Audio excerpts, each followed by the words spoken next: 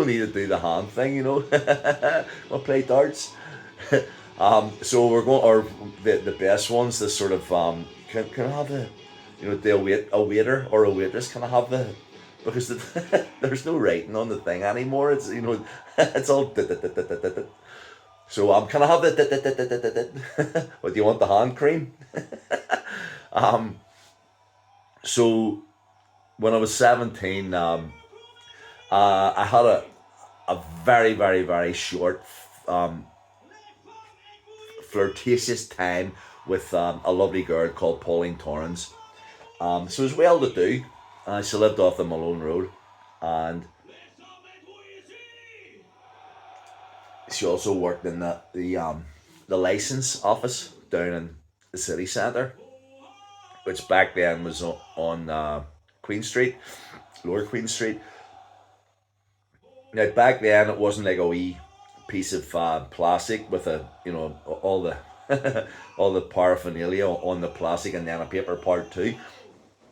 Back then it was a little book, a wee blue book, you know, and it was just basically like it was the same as like our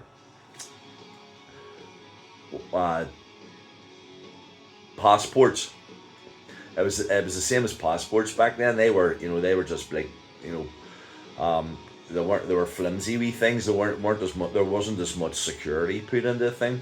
Now I was going down to apply for a provisional license, which back then was brown. So if you went down, you paid your £7 or whatever, and then that meant that I had the ability to learn to drive. I could be in a car driving while someone with a full license, which was blue, was in the car with me, but I couldn't drive in the car by myself with my provisional brown license. So I went up to the counter. I wasn't expecting to see Pauline, to tell you the truth, but she was there, and she said, John. And I said, how are you, Pauline? Everything good? And she said, yeah. I've been working in here for 3 or 4 weeks or whatever. And she says, what are you in for? Are you in for a renewal or whatever? And I says, no, I'm in for a first time thing. Here, and I had to filled in the form, for the provisional license. And she went, great. There you go. Did it, and she went through the thing, and she said, and I saw her getting the wee. And back then, basically, what it was like a wee booklet and then a stamp on it, sort of thing, and the stapled your photograph onto the inside of it, and that was it. And you got like a number, and she did it, and she handed it to me, and it was the blue license, the full license. The ability for me to drive on my own, without having done any lessons or whatever. So I thanked her. I, I still to this day, Pauline, if you're out there, if you're out there, let me know if you actually meant that day to do that, or whether it was just part of your sort of training, and it was just like a little error. But anyway, I never used it because I never really had any cause to use it. It allowed me to get the motorbike, the RD 250, which I crashed. So it was of no consequence then. And then I met Margaret, my first wife, and we would go out.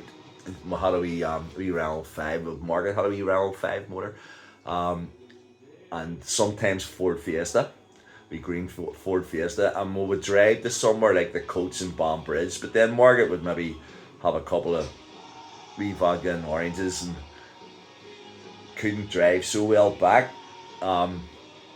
So one day I just get into the car, and our designated driver, Mo, he had pissed off somewhere. So Margaret was worse for wear. Mo, the sober guy, he had pissed off, and there was just me. Now I had had a couple of drinks, but at this I'm 20, I'm going, how am I going to get us back from Bomb Bridge to Belfast? So I went out and went, this can't be so difficult. Brought Margaret out. I put her in the back seat of the car, and by this time she was sleeping. Turned on the car, and I went, right, let's figure out how to do this. And I gotta say, by the time I reached the outskirts of Bomb Bridge, I was driving, and I was going, there's nothing really to this, you know. And I was driving along the main carriageway then, and I got to the Hillsborough roundabout, and it's always been there, sort of thing. But I managed to get round the corner and then head from Lisburn, went down the Hill Hall Road instead of the main road just to avoid, and then I was getting down round by the Ravenhill Road, and I'm going, oh my god, you know. So the car wasn't mine. I was on a, you know, a false license. Margaret was in the back, and luckily it wasn't the police; it was the army. You know, so people of my age will remember that there were army checkpoints all the time. So nice English guy. You know, he's sort of like, all right, mate, can I see some identification? That sounded more Australian than English, but so I showed him my license, and that was fine, you know. And then he looked into the back and he saw Margaret, and he said, "You haven't killed her, have you?" You know, I go, "No, that's my girlfriend. She's just I'm taking her home, sort of thing." And the thing that they had to do was to prove that the car was mine, and I was saying, because I stupidly said yes, the car is mine.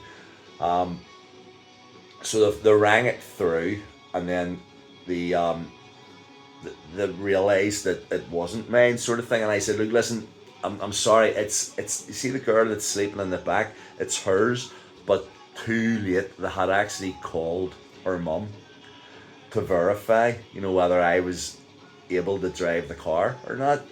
Now, Lindsay, you don't even know this. That's my wee daughter. Um, so they let me go anyway, because everything was above board. They did search the car, but they found nothing, you know. And I drove around from the Ravenhill Road down Ravenhill Avenue into Hillsborough Drive, pulled in, and